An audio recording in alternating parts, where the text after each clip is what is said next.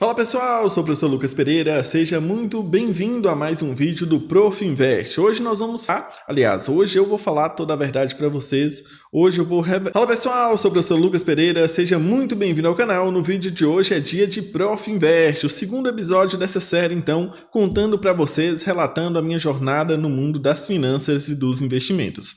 E hoje é dia de papo sério, hoje é dia de revelar para vocês se valeu ou não a pena 4 anos de investimento. Eu comecei em 2021, então já estamos aí no 5º ano de investimento, né? Mas ao final desses 4 anos aí, desse ciclo de 4 anos, de 2021 até o final de 2024, valeu a pena investir? Fiquei no prejuízo, lucrei muito, já tô rico. É hora de falar sobre isso, né? Afinal de contas, são 4 anos aí investindo em ações, ETFs, criptos, ETFs no exterior, fundos imobiliários. Então, quando que eu comecei a investir em cada um? Quanto que eu perdi? Vamos, explorar um pouco melhor isso daí. Afinal de contas, o que aconteceu nesses 4 anos? Então, fica comigo até o final do vídeo, que a gente vai ter muita coisa para poder dizer aqui hoje, muita coisa interessante, uma história real, 100% verdadeira para vocês. Bom, no início, Para quem não acompanhou o nosso primeiro vídeo da série Prof Invest, eu contei tudo para vocês como é que foi o início da minha jornada lá em 2021, por que eu não comecei a investir antes, em 2020, inclusive em meio à pandemia, existia ali uma janela bem peculiar em meio à pandemia, e aí por que eu não aproveitei essa janela, o que aconteceu, o que me impediu de investir antes. Então tudo isso está no vídeo anterior, não vou dizer muito aqui para vocês, mas só relembrando, que eu comecei em 2021 já com a carteira montada, estruturada, já com estratégia pensada, e aí hoje a gente vai ver se isso fez sentido ou não fez na prática, ao longo do tempo. Foi vantajoso ou não foi? Eu já montei uma carteira ali com cerca de 10 ativos na época. Será que se eu tivesse investido em apenas 2, teria sido melhor? Talvez, Vamos ver então. Expectativa versus realidade. E aí é bem engraçado, porque por mais que você estuda, por mais que você acompanhe o pessoal falando, sobre investimento, sobre o que acontece, eu me lembro que no início é bem engraçado. Eu tinha um amigo, professor de matemática também, só que ele era de outra cidade, Só que ele também investia. E aí a gente começou mais ou menos no mesmo período, então a gente chegava a trocar algumas cartas aí sobre isso, trocar experiência, trocar conversa sobre isso. E é muito engraçado como que no começo você fica vidrado ali e entrar todo dia, ver se o ativo que você comprou subiu, perdeu. Você nem tem mais dinheiro para poder investir naquele mês, mas você quer ver como que está a valorização do ativo. Tu não está valorizando, Isso é bem curioso, mas com o tempo a gente vai desapegando disso, Porque aqui a gente está trabalhando no longo prazo, e também é muito importante frisar isso para vocês. Ninguém aqui está falando sobre começar a investir hoje e ganhar dinheiro amanhã, A gente está pensando no longo prazo, em construir uma carteira, em construir um rendimento passivo que seja suficiente para a gente poder viver, Mas isso vai acontecer ao longo do tempo, até porque um dos principais fatores do investimento, que é ali a formulazinha dos juros compostos, o tempo é crucial. Por isso é tão importante começar o quanto antes, Tá aí um dos arrependimentos que eu tenho. Tivesse começado um pouco antes, ou tivesse começado a ter mais forte, com aportes maiores no início, com certeza isso faria uma diferença maior agora. Mas enfim, expectativa e realidade. Então tinha essa expectativa, essa curiosidade no início de ficar acompanhando o tempo todo e tal, mas isso daí com o tempo a gente vai passando. Os primeiros dividendos, são maravilhosos, por mais que são apenas centavos ali, literalmente recebi 8 centavos, sei lá, o primeiro dividendo, bem pouco. Mas é realmente muito gratificante, E subindo essa escadinha aí dos rendimentos passivos, Então você começa ali com centavos, quando pensa que não, em um mês você consegue o seu primeiro real, depois ali vem os 10 reais, 100 reais e por aí vai, Não subi tanto assim ainda, mas ainda almejando aí, quem sabe não, com fé em Deus a gente vai chegar lá daqui a alguns anos, Recebendo aí mensalmente um salário mínimo, um salário compatível ao meu de professor, e aí sim poder decidir se eu quero continuar trabalhando ou se já posso parar.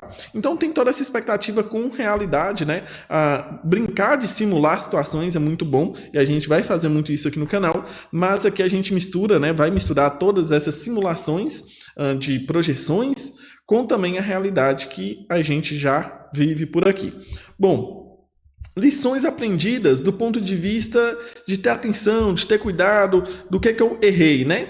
No começo, como todo mundo, a expectativa era aquela, vou colocar dinheiro aqui e daqui a pouco vou estar recebendo rios de dividendos, né? Minha carteira vai explodir e tudo vai ser lindo, né? Igual eu tô dizendo, na simulação a gente coloca lá, não, a carteira vai subir 8%, 10%, 12% ao ano. Inclusive, pessoal, já vou dizer para vocês aqui sobre o meu perfil de conteúdo, tá? Como professor de matemática, eu vejo muita gente fazendo videozinho de 1 minuto, com macete, com dica rápida ali, que funciona em um caso da matemática, mas não vale para tudo. Então, e não explica, né? Não coloca no vídeo para o aluno, olha, essa situação só vale se o número terminar com 2 zeros e estiver elevado a uma potência par. Aí acontece tal coisa lá que parece uma mágica, bem interessante. Só que se você não explica isso, o aluno vai entender que isso vale para toda a situação. E não é bem assim que funciona. Então agora com os conteúdos de investimento, eu também vou ter a mesma seriedade, o mesmo cuidado com vocês. Sabe por quê? Porque tem muita gente que posta aí simulações. Invista 350 por mês que vai receber tanto. Vai chegar em tal valor em 5, 10, 15, 20 anos. Mas aí ele está considerando a rentabilidade de 20% ao ano. Quem consegue 20% ao ano? Né? Só o grande investidor, o Warren Buffett lá, que consegue um rendimento tão alto assim. Então é preciso ter os pés no chão para a gente não ter uma expectativa versus realidade desastrosa ao longo do tempo. Então não adianta você projetar que vai ter 20% ao ano, vai se aposentar em 5, 10 anos, se na realidade você não vai conseguir isso. Então é uma das minhas filosofias também, é projetar com muito cuidado, minuciosamente, assim, com os pés no chão, para a gente não achar que vai chegar onde a gente não vai conseguir chegar. Ou no tempo que a gente quer chegar, certo? Então, enquanto educador agora financeiro também, eu quero ter esse cuidado com vocês. Né? A realidade é outra, o mercado oscila, tem mês que cai, ativos que decepcionam, ativos que surpreendem, né? Tudo é um ciclo. Né? Banco do Brasil, por exemplo, está numa fase agora de muita baixa, porque o resultado veio abaixo do que todo mundo esperava. E a gente precisa entender isso aqui também já desde agora. O mercado reage antes do fato acontecer. Então, a especulação de que o banco vai ter um resultado bom faz com que a ação sobe. Mas aí quando sai o resultado e o resultado realmente foi bom, a ação já subiu, ela não vai subir mais. Tem a expectativa de que vai ser um bom resultado, o resultado vai abaixo do esperado, a ação vai cair. Então o mercado precifica sempre antes. E a gente tem alguns ciclos, né?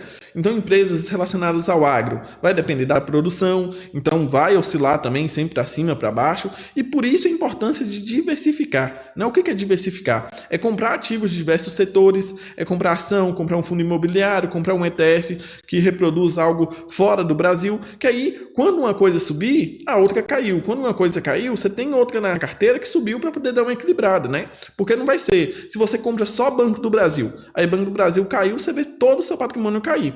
Então, por isso que a gente diversifica, né? Para poder ganhar a alta de quem ali subir muito, mas principalmente para a gente ter esse equilíbrio aí, né? De quando um cair, ter outro que está subindo, né? Particularmente, minha linha de raciocínio é investir em empresas sólidas, né? Que pagam dividendos para a gente poder ir aumentando essa renda passiva ao longo do tempo, né? Então, tem aí outra estratégia. Por exemplo, quem investe em fundo imobiliário, a tendência, né, esperada, é que ele oscile pouco o preço do ativo dele, né? Inclusive, todos os meus fundos imobiliários estão com uma variação negativa, mas com a rentabilidade positiva. Claro que ao longo dos tempos a gente vai fazer vídeos aqui melhores explicando isso, mas só para vocês entenderem inicialmente, variação é o preço da cota. Então, se os fundos imobiliários estão com variação negativa, significa que eles estão com valor abaixo daquilo que eu comprei. Então, se eu fosse vender hoje meus fundos imobiliários, eu paguei 110 em um, talvez ele está 105 hoje. Então a variação está negativa, eu venderia no prejuízo. A rentabilidade conta quanto que esse fundo imobiliário me pagou, né? Fundo imobiliário são ativos, é como se você tivesse, em vez de comprar ali uma casa para alugar, você compra galpões logísticos, shoppings, né? Então o fundo é dono de vários shoppings, você vai lá e compra uma cota do fundo. Então você é um acionista desse fundo, você é um dos sócios desse fundo, né? Então todos os aluguéis que ele recebe, ele divide entre os sócios. Então você vai receber isso mensalmente. Então, como você vai recebendo todo mês, né, os fundos imobiliários pagam dividendos todos os meses, como você vai receber todo mês esse valor, então a rentabilidade vai incluir isso, né? A cota caiu R$5, mas essa mesma cota já te rendeu R$8 de renda passiva. Então, no final das contas, a conta está positiva. Então, a rentabilidade é um indicador muito importante que vai nos mostrar isso daí, tá? Então, assim, o que a gente pode dizer, né? Que é real os investimentos, só que exige disciplina, né? Você tem que ter uma constância nos aportes e também precisa ter paciência, né? Tem que saber a hora certa. É muito importante, é de extrema importância você ter a sua reserva de emergência para você não precisar vender os seus ativos no momento que não seja bom para vender. Então imagine que você não tem dinheiro na renda fixa com a liquidez alta e acontece um incidente aí, você precisa de dinheiro e vai ter que vender seus ativos. Aí você olha para sua carteira, está tudo desvalorizado. Você vai vender no prejuízo? Não faz sentido, né? Então é muito importante a gente ter aí a nossa reserva de emergência. Ainda sobre os erros, né? Talvez eu tenha subestimado o poder dos aportes e ter começado lá no início investindo muito pouco. Na época eu tinha um dinheiro guardado, né, na renda fixa, poderia ter colocado na renda variável para poder pegar aí um potencial ganho maior, mas ainda o receio, não, estou começando agora, vou começar com pouco, e aí você tem aqui, sei lá, 5x guardado e começa com meio x, né, de valor. Então, assim, comecei bem pouquinho mesmo, frente ao que dava para poder começar. E ao longo dos tempos eu fiz essa inversão. Comecei a tirar dinheiro da onde estava guardado e colocava basicamente todo nos investimentos, né? E aí, mais uma vez, não é que seja muito dinheiro, mas hoje, sem sombra de dúvidas, meu dinheiro está no investimento e não na renda fixa. Eu achei que eu ia manter os ativos ali, aquela carteira inicial para o resto da vida, mas não é possível, né? De tudo, eu não fiz o erro de comprar e vender desvalorizado, né? Na maior parte das vezes, não. Só teve uma vez que eu vendi, foi um ETF que eu comprei, um ETF que replicava o índice da China, né? E aí ele tinha acabado de abrir no Brasil e na época dizia-se muito que a China ia ultrapassar os Estados Unidos como potência econômica. Então o que eu pensei? Se tem um ETF dos Estados Unidos que todo ano valoriza, a China com a economia bombando também vai valorizar muito. Só que no Brasil a galera não gosta muito da China, né? Os investidores. Eles são muito mais pró-Estados Unidos do que a China. Então talvez seja isso o que significa, né? O que significa não é bem a palavra, mas o que define, né? Esse ETF da China não ter tido tanto sucesso aqui no Brasil e ter desvalorizado muito. Eu até cheguei a pesquisar ele aqui antes de gravar o vídeo e vi que ele retomou uma valorização aí nesses últimos tempos, mas ainda abaixo do valor que eu comprei. E aí eu quis desfazer desse ativo. Eu não queria ficar mais com ele, então eu preferi vender no prejuízo. Era um valor bem pequeno mesmo, bem relevante. Então não foi um prejuízo grande. E aí, recentemente, eu vendi alguns ETFs também, porque aí eu parei de comprar ETFs aqui no Brasil, comecei a investir diretamente no exterior. E aí, quando você vende o ETF com lucro, você precisa pagar imposto, né? Só que o ETF que eu vendi lá no prejuízo, abateu o prejuízo nesse lucro daqui. Então, me fez pagar menos imposto agora. Então, no final das contas, depois de alguns anos, né, de ter vendido esse ETF da China, até que eu me livrei do prejuízo, já que eu abati ele agora na hora de pagar impostos, né? Agora vamos falar de algumas lições aí dos pontos positivos, né? Eu comecei com estratégia, ao invés de começar com uma só empresa ou poucas empresas, né? Como eu acabei de dizer, eu nunca vendi na baixa, com exceção desse ETF aí da China. Aprendi a rebalancear minha carteira, então manter a proporção ali, ter uma estratégia clara de quanto por cento eu quero ter em cada tipo de investimento. Outro arrependimento que eu tenho. Hoje eu tenho algumas criptos, né? Ainda invisto de maneira indireta, não tenho as criptos mesmo, como os grandes investidores têm, mas tem uma parte do meu patrimônio já atrelada à criptomoeda. E eu lembro que lá atrás, eu trabalhava ainda nem como professor na época, trabalhava numa contabilidade pública, né? Dentro da prefeitura, e aí meu colega de trabalho na época comprou Bitcoin, e eu poderia ter comprado na época. Aí era um dinheiro que, por mais que seja pouco que eu tivesse colocado, o tamanho, a valorização que teve o Bitcoin de 2020 para cá, ali é um grande arrependimento. Se eu tivesse sido audacioso, então, de na época ter colocado, sei lá, metade de um salário de um mês aí lá, nossa, agora teria valorizado muito e com certeza, para quem tem pouco investido, né, essa valorização, agora investido em outros ativos aí, com certeza teria feito minha carteira ser um pouco maior agora, viu? Então teve esse fator também. Mas bom, foquei no que controlo, né, meus aportes, meu conhecimento e o tempo no mercado. Então vamos deixar o tempo ir construindo aí. Hoje os valores de dividendos já ajudam, né, nos aportes mensais, então comece assim ali um pouco da bola de neve, né? Os aportes já dando para comprar algumas ações, isso é bem importante.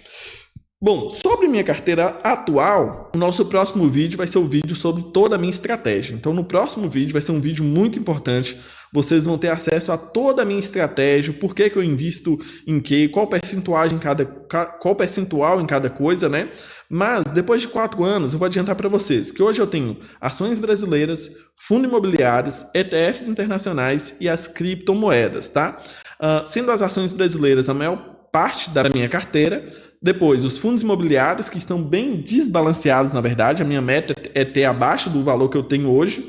E agora eu estou até meio assim, né? Porque fundo imobiliário está desvalorizado, então está numa grande oportunidade, mas eles já estão bem acima da meta que eu tenho de ter. Então, talvez não faça tanto sentido comprar agora, por mais que seja uma oportunidade, por conta de já estar acima na minha carteira. A não ser que eu compre agora, né? Pensando aí que depois, quando começarem a valorizar e subir, aí eu vou ficar um bom tempo sem comprar. E aí, comprando agora, né, barato, a gente ainda vai ter um retorno aí dos dividendos, né? Do valor gerado mensalmente. Então, lembrando para vocês aí que meu foco é a geração de dividendos, ativos descontados, equilíbrio entre segurança e crescimento e diversificação, né? Brasil, exterior e criptomoeda. Então, essa diversificação é fundamental. A renda passiva hoje ainda não me sustenta, estamos longe disso, mas já representa um valor que dá para poder pagar algumas contas ou como eu reinvisto, né? O reinvestimento aí dos dividendos é extremamente importante na construção da nossa independência financeira. Então já dá para poder colaborar aí com o aporte, né, de alguma forma. Já representa aí uns 10, 20% do aporte, né? Então eu tenho um aumento do aporte que eu faço aí em 10, 20% dos valores que eu recebo. Então já é interessante, né? A meta é chegar aí em 50% do aporte, depois dobrar o valor que eu tiro do meu salário para aportar e aí o mesmo valor eu receber dividendos. Então, assim, é isso que vai ajudar muito, né? Bom, e aí já encaminhando para o final do nosso vídeo, valeu a pena? Claro que valeu, né? Só que é preciso levar consigo o aprendizado, que para chegar no resultado que a gente espera vai levar alguns anos. Então a gente está na fase de construção, é preciso ter essa mentalidade de que as coisas não vão acontecer magicamente, não vai acontecer um milagre em 1, 2, 5 anos, é coisa de 15, 20 anos aí, trabalhando, aportando, buscando ganhar mais. O Thiago Negro sempre diz isso, né? Que um dos primeiros passos aí é você buscar ganhar mais. E eu comecei a investir ainda não sendo professor. E agora, como professor, então, né? Minha renda aumentou considerável. Então, essa parte de buscar ter mais renda é um fator que eu consegui. Né? Então vamos agora esperar o tempo aí, os juros compostos, continuar trabalhando, continuar buscando essa evolução patrimonial aí, para lá na frente a gente colher os frutos também, tá?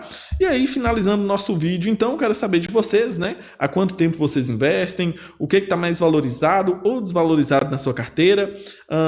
Só para a gente fechar aqui também, eu não poderia deixar de falar que no início é muito normal e normal mesmo você ver sua carteira negativa. O primeiro ano meu de investimento, 2021, eu vi todos os meses minha carteira na variação negativa, tá? Isso é bem normal no início. Claro que se ela fica negativa depois de 2, 3 anos, aí você deve se preocupar se você realmente está com bons ativos ou não, mas no início isso é muito normal. Assim como hoje eu tenho ativos aqui, que eu dei uma conferida aqui também agora, eu tenho ativos aqui que, olha só, tem uma variação, peraí que eu estou aqui em ações. Em ações, eu tenho ativos aqui que teve uma variação de 113%. Ou seja, eu comprei por um valor e esse valor dobrou, né? Tem ativos aí com 70% de variação e tem ativos que estão negativos também. Eu tenho uma ação aqui que está 15% negativa, todos os fundos imobiliários estão negativos também, que está com 15%, outro 12%, mas isso é extremamente normal, como eu disse para vocês. Mesmo os fundos imobiliários estando negativos, né, a rentabilidade, o valor que ele me dá todo mês já supera esse valor que, se eu vendesse, né, os ativos, eu ficaria no prejuízo. Outra coisa, para a gente finalizar agora de vez o vídeo, coloque na cabeça, você só vai ficar com prejuízo se você vender. Ou seja, vê aqui que eu tenho uma ação aqui que está 15% abaixo do valor que eu comprei. Ok, supostamente eu estou no prejuízo, mas eu não vou vender ela, então eu não vou ficar nesse prejuízo. Em algum momento ela pode valorizar e voltar para o valor que eu comprei.